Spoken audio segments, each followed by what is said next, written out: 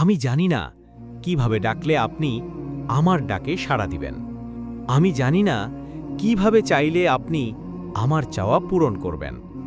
আমি জানি না কিভাবে হাত উঠালে আপনি আমার হাত দুটো ভরে দিবেন। আমি জানি না কিভাবে দোয়া করলে আপনি আমার দোয়া কবুল করবেন। কিন্তু আপনি তো আপনার গুনাহগার বান্দার অন্তরের সব খবর জানেন।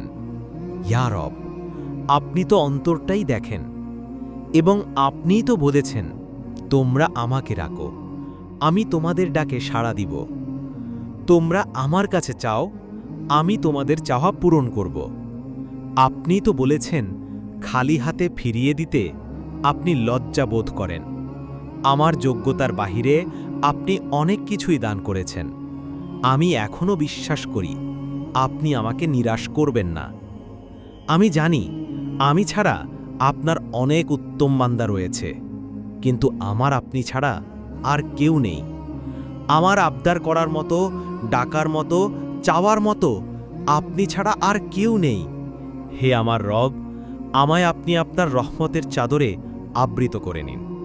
আপনি আমাদের সরল সঠিক পথ প্রদর্শন করুন। সূরা ফাতেহা, আয়াত নং 6।